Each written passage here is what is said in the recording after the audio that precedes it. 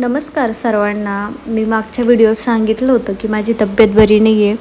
तर मी हॉस्पिटलमध्ये गेलेले, इंजेक्शन वगैरे घेतलं आणि त्यानंतर साऊच्या बाबांनी मला माझ्या माहेरी सोडलं होतं. म्हणजेच कोपरगावपर्यंत साऊच्या बाबांनी ड्रायव्हिंग केलेली. त्यानंतर कोपरगावपासून पुढं माझे मामा आले होते सोबत आणि त्यानंतर आम्ही सी एन जी भरायला थांबलो. तर तिथं बराच वेळ गेला कारण की सी एन जीवरती फार जास्त गर्दी असती.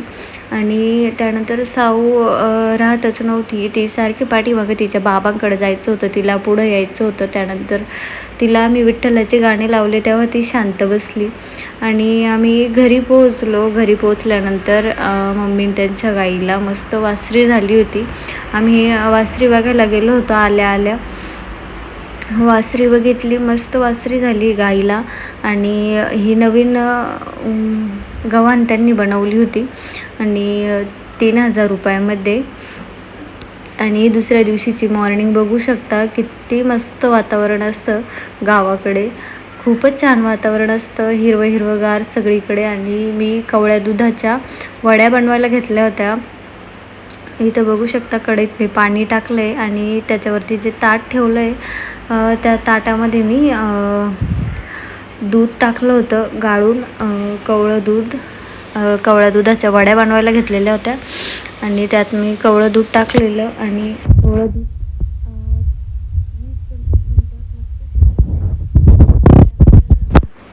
मी ते थंड होण्यासाठी ठेवलं होतं. आणि त्यानंतर इथं साऊ पण मस्त खेळत होती. साऊला खेळायला चिमणी होती आणि हा माझ्या बहिणीचा मुलगा आहे, आराध्य नाव आहे त्याचं. आणि तो त्याने 15 ऑगस्टला गाणं घेतलं होतं. हिमालय आकाश चूले बेती रहे तेरी गंगा, ऊंचा हो इतना इतना बुलंद हो तारों को चूमे तिरंगा, माँ से है माटी माँ से है माथा, माथे पे माटी सजा के चले माए चलती रहे खौफ हवाए, तेरा के जू में तिरंगा, आबाद रहे तू आजाद रहे तू.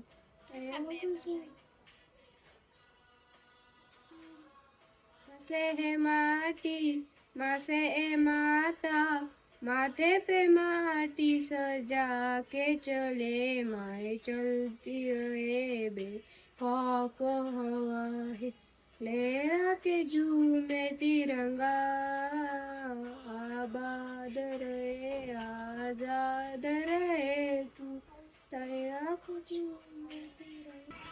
तेरे लिए मर मिटेंगे, तेरे बेटे ना पीछे हटेंगे, जब तुझ आ जाए हमें तू पुकार लेना, बलिदान का बहाना हमें तू बार बार देना, ये जानवा नहीं प्राणदान देता है, कोई शूरवीर ही प्राणदान देता है.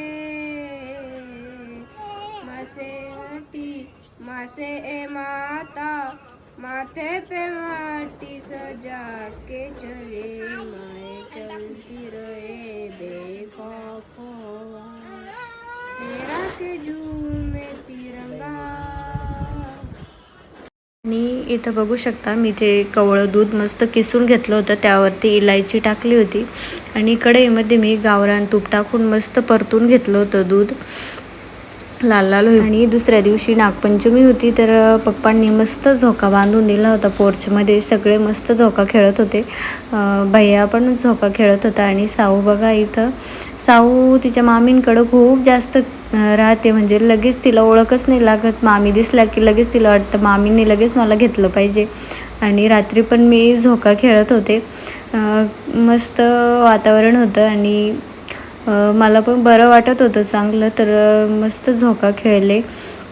आणि दुसऱ्या दिवशी सकाळ बघू शकता, इतकं फ्रेश वाटत होतं. पाऊस झालेला होता रात्री थोडासा, हिरवंगार सगळीकडे. आणि वातावरण पण बघू शकता किती छान आहे. आणि चिमण्यांचा इतका किलबिलाट असतो गावाकडं की बस.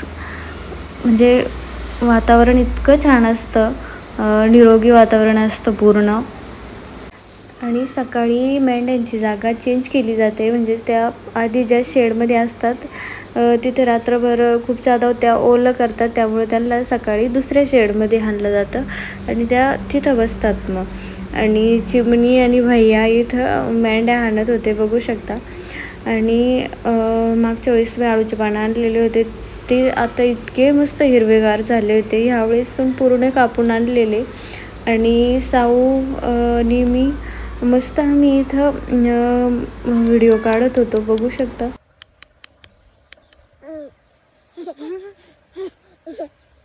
आणि हे जे प्राजक्ताचं झाड आहे याला इतके फुलं येतात आणि खाली पूर्ण साडा पडलेला असतो. आणि इथं बघू शकता आपलं कवळ्या दुधाच्या वड्या इतक्या छान झाल्या होत्या. त्यानंतर आम्ही घरी यायला निघालो होतो, साऊचे बाबा घ्यायला आले होते. आणि इथं बघू शकता आम्ही थांबलो होतो जनार्दन स्वामी बाबाजींजवळ तिथंच दर्शनासाठी. त्यानंतर इथंच थांबून मी साऊला फीड वगैरे केलेलं, कारण की तिला भूक लागली होती. आणि तिथं बऱ्याच वेळ बसल्यानंतर आम्ही घरी आलो आणि घरी येऊपर्यंत पाऊस पण चालू झालेला होता, बघू शकता. आणि झाडं पण थोडे थोडे सुकलेत, म्हणजे पूर्ण पानं पिवळे पडले होते गॅलरीतल्या झाडांचे. त्यानंतर मी घरी आल्यावर आधी साऊला खायला बनवायला टाकलं आणि माठ धुतला, माठ भरायला लावला, कारण की सगळं हे झालेलं होतं अस्ताव्यस्त. त्यानंतर मी बेसिन धुवून घेतलं. बेसिन खूप जास्त खराब झालेलं होतं आणि मी तिकडून कढीपत्त्याचं छोटंसं रोपटं आणलं होतं आणि ते मला कुंडीत लावायचं होतं, पण मला पूर्ण माती वगैरे मिक्स करता आली नाही, कारण की माझ्याकडं तेवढा टाईम नव्हता. त्यामुळे मी छोटंसं खड्डं घेतलं आणि त्यातच लावून दिलं. माहीत नाही झाड येतं की नाही. त्यानंतर साऊसाठी साऊच्या वृदाली आत्यांनी साऊसाठी हे लाकडी खेळणे मागवले होते आणि साऊ मस्त खेळत होती, इथं बघू शकता. आणि साऊच्या आजीने तिला हा ड्रेस घेतलेला. व्हिडिओ कसा वाटला नक्की सांगा. सबस्क्राईब करा आणि बेल आयकन दाबायला विसरू नका.